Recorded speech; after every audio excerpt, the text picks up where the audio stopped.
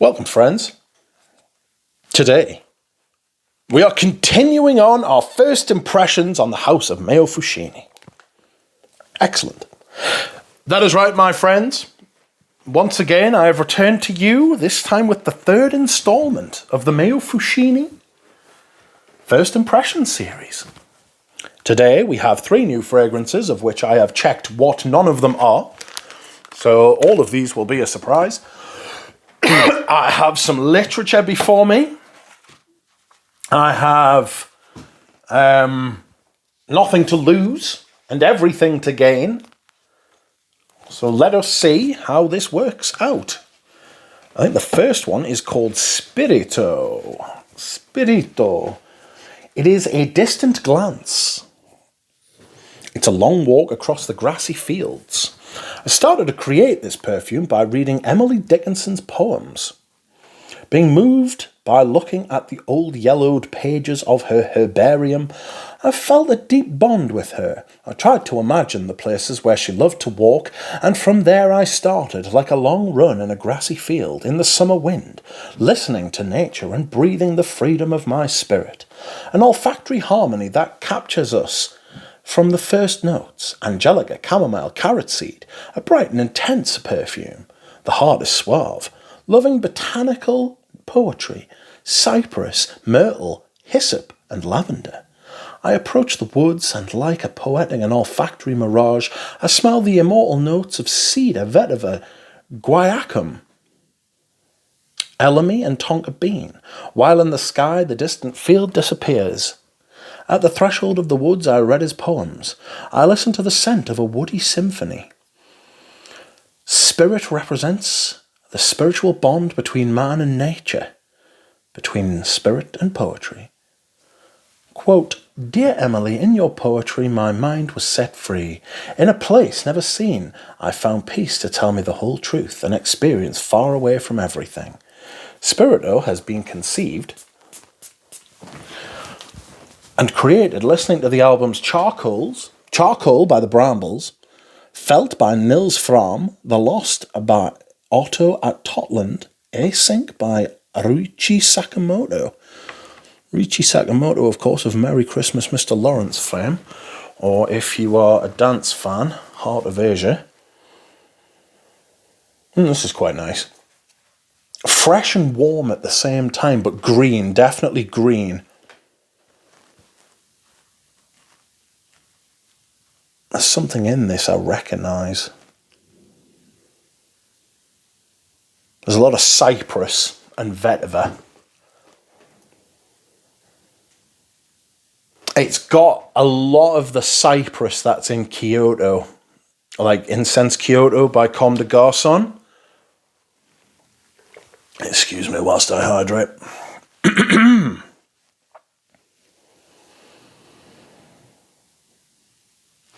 There's something of the shampoo about it. Something, a little keratinous. That's not a word. Could be the chamomile. Green and warm.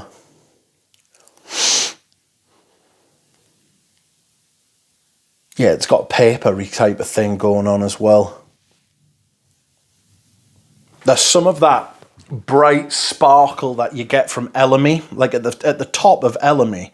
It's almost like aldehydes and citrus. It's very like what they call solar, it's very sparkly, dazzling, bracing, cleanse your sinuses kind of thing.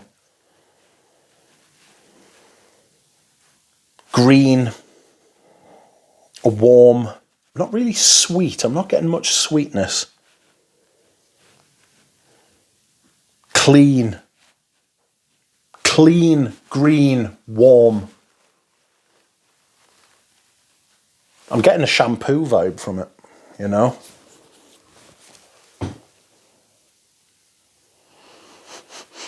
I got that from, in a completely different way, I got that from Gallop by Hermes, the rose. Or is that Myrrh Glantine? Well, the rose is the same in both of them, to be fair. Excuse me whilst I hydrate.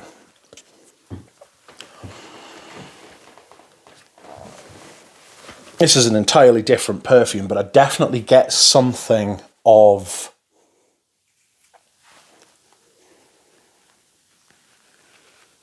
I definitely get something of the cleaning body product.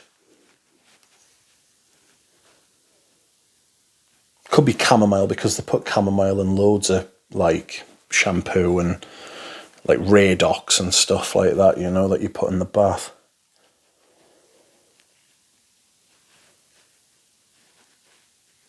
It's nice, but it's not something I would wear. I get something quite femme for a green perfume from that, you know. Considering how green it is also got some femme aspect. Let me swap these two round a second. I haven't actually sprayed them, don't worry. It's just this one here, Varanasi, I should say, is next in the book, so I don't have to go back and forth. Ooh.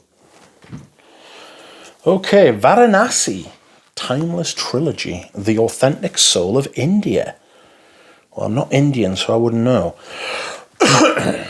Varanasi is inspired by my trip to India experienced in 2017.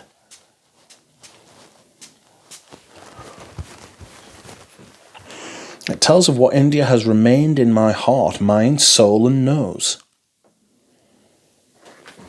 Varanasi is a sacred and profane place of smell, full of contrasts and meanings.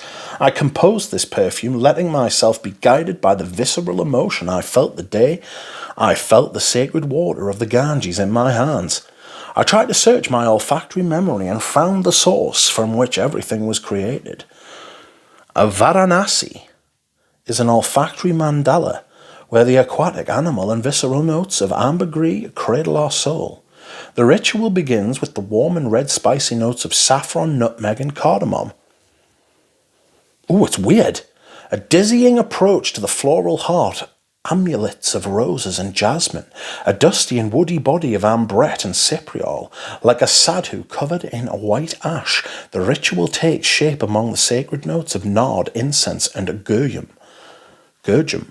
Perfume becomes a magical experience without compromise. A whirling chant rises in the Varanasi at night. The temple, the shadows are walking around. Oud, vetiver, and a mystic leather accord envelop our body. Sounds of unknown instruments on the slow river, and the dawn comes. Varanasi is the place where spirituality sublimates the human being, where souls will try to find refuge. Varanasi is a magnetic scent, and it was conceived listening to Stockhausen and Mortazavi Hamdalana. That saffron. So that is quite an interesting saffron note paired with the cardamom, because it's not that twangy saffron. That twang's more of like an aftertaste rather than like the main show. The cardamom is the first thing that you sort of get there. It's paired with the saffron, so the saffron's definitely there. That's quite a nice opening, actually. That's very nice. It's very...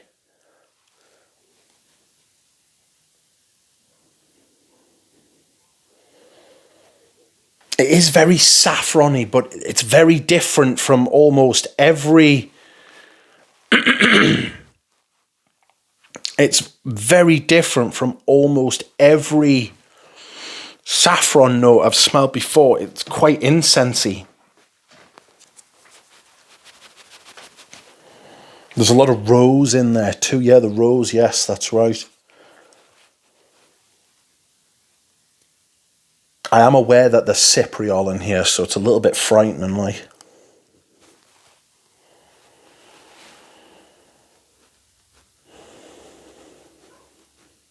The ambergris, ambrox, whatever's in here is quite nice too.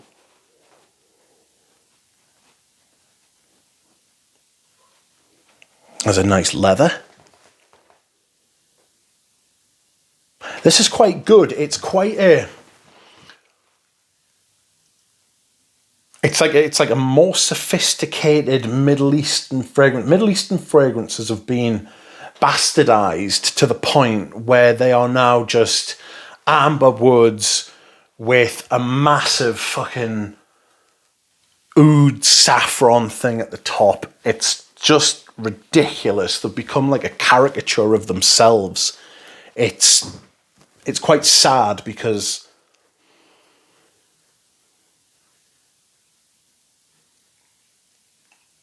there's a lot to be offered and learned from Middle Eastern perfumes, and they're more than just that.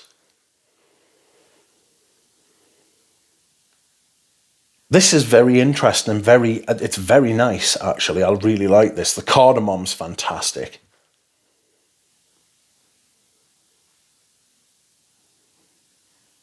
Not getting much of the nutmeg, which is a shame, because I'm a big nutmeg fan as well, liking vintage perfumes as I do. It's a little bit green. There's something green lurking within here. It's a little bit of sweetness from the rose.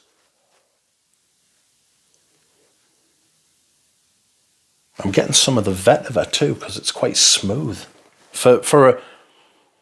Bearing in mind these are all on paper, you know. It's quite an interesting take, that. That's really nice.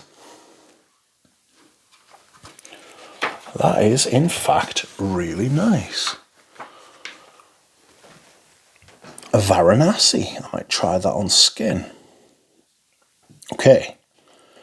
Next one in the book is Encore Du Temps. And that's what this one is. So, I wish time would stop now. I think we've all felt that before.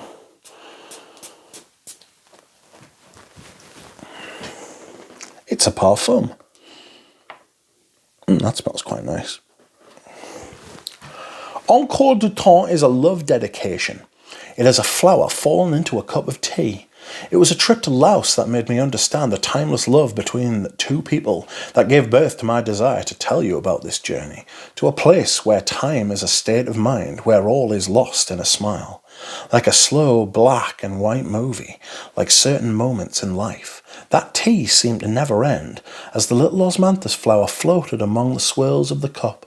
It was just love, and we wished we had time to live in that moment of our lives. Sitting on the terrace of a historic colonial house in Luang Prabang. From there, our gaze lost to the river. A gentle and delicate opening. Loving gaze lost to the river. A gentle and delicate opening, loving since its first olfactory steps. A gentle note of bergamot and mandarin opens the way to the heart. A white canvas sprinkled with green tea, on which rests osmanthus, warm, voluptuous and fruity. The same canvas on which rests the poetry of champaka flower. In its Asian sense, I feel my beloved Asia, and the walks in the forest next to them, the great magnolia, is a dedication. In the background, the sweetness of benzoin from Laos, the care of sandalwood, and the memories of mate. Delicate ending. Mate. It's Marte. The osmanthus today grows in our garden, giving us a fragrant and delicate flowering in autumn. On autumn evenings, as I walk by, its fruity scent takes me back to Laos, Indochina. It reminds me of the feeling I have for the woman I love every day. I would like more time again and again and again. This has been conceived listening to the album Impetuous by Sebastian Plano. It's quite dry. It's quite light. It's quite airy.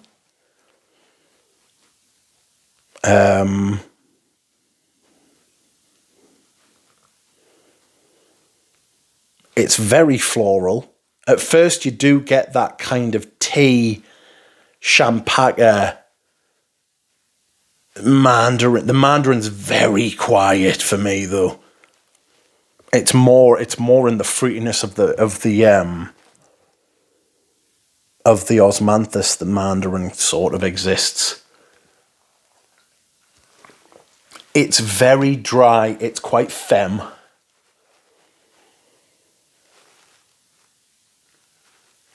It's not heavy though. It's got that Eastern floral, natural richness without becoming blousy, without becoming overpowering, without being too much.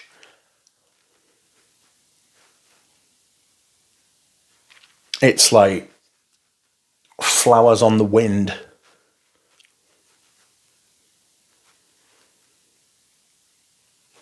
The tea's really nice. I really like tea, obviously. It's like basically I drink water and tea. That's what I drink. And very little of anything else.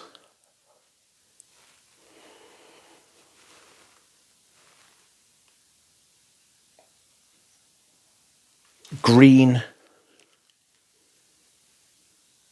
A little bit fruity, just a little bit. A little bit white floral without being heady. And there is a little bit of darkness there, just a little bit.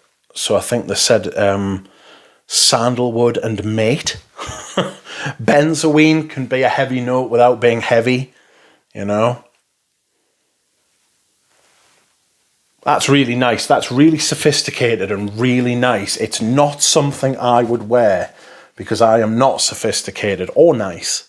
But if you wish to smell like a grown-up lady, you may wish to smell of that. That is fantastic.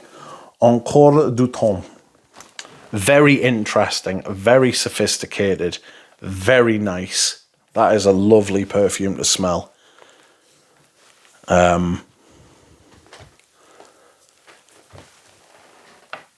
Very good.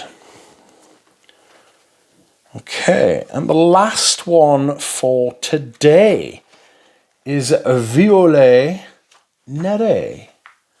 Oh, it's not fucking violet, is it? If it's a floral violet, I'm already sick. But we'll see. Oh, get on the stick. Okay. And what we're doing here. Do you know, I feel like I've moved everything to the right since I started. In the springtime, the violet tells of the blossoming of the soul. Yeah, it's violet-y. There is a place where my thoughts find refuge, where I absent myself from the world, where I read my poems aloud at the dawn of March, as the first violets of the year emerge from the still frosty ground. That place is the garden of my soul. In Viole Nere I address the theme of absence and blackness in which I hide my being, abandon my mind where the word becomes bolder, to which I bind my spirit and where poetry becomes a form of invocation. Perfume becomes a marvel, black on black. I have chosen to tell a new story that has the scent of a black violet. Viole Nere was born from my desire to tell my love for the garden. As a physical and spiritual place, as a mind, you know when you lose your place, as a physical and spiritual place, as a mirror of my consciousness. I did this by interpreting the famous violet, a flower that is austere and delicate, yet has a strong character. My violet perfume tells of March mornings when the earth is still damp and cold. Wet from late winter and the first lights of spring illuminate the meadow, a ritual that is still repeated year after year. The crisp note of cassis tells of the freshness of those mornings. The accord of vetiver, patchouli, frankincense takes us back to the earth, to our roots. Violet, iris, I knew there was iris in this. Violet, iris, and floral accord are the emotion, the light and the elegance, a contemporary classic, a 20s violet, but of the new century. Right, I knew there was iris in this because the violet, it's that kind of iris silver mist, iris nazarena, flat iris, which is where you have violet and iris, and they create this kind of purple accord, which is silly thing to say, but when you smell those things, you can tell there's like a light purple, flat, slightly sweet accord. The violet doesn't go Parma violet, doesn't go dry, doesn't go mad. This, again, it's not heady, it's not blousy or perfumey, it's very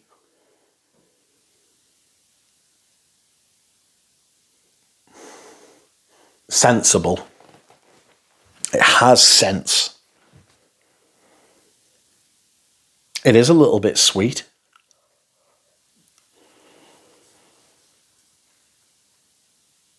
There's something a little bit white musk about it.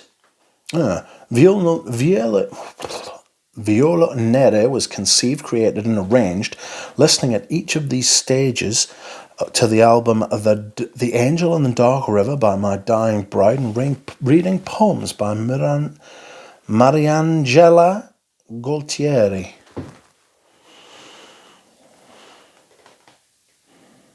Do I get much of the cassis? Kind of. It gives depth to the purpleness. It stops it from floating away or being this kind of ethereal, weird, rich thing. It's got that kind of pasty,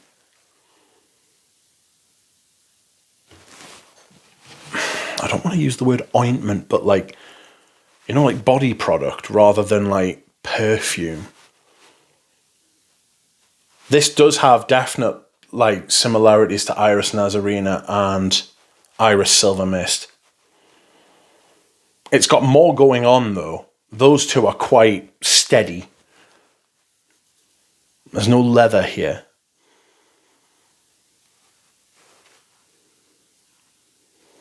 Iris Cendre too. It's good, but there is something quite, I don't know what it could be.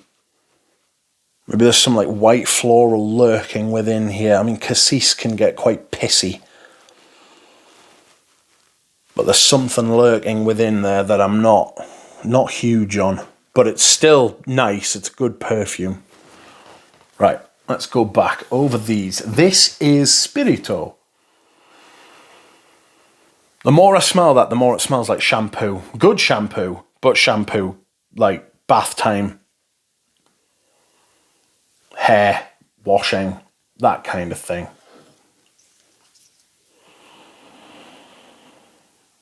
Varanasi is quite like a Nila Vermeer. That cardamom thing. That's actually really nice. I'll try that on skin. There's quite a lot of saffron going on. I imagine it'll smell quite different on skin. Encore Du Temps, that's quite floral. It's nice and sophisticated, but it's not something I would ever wear. And the Viole Nere has got a floral aspect to it, which would stop us from wearing it as well. Anyway, this has been my latest installment, and I will see you again soon.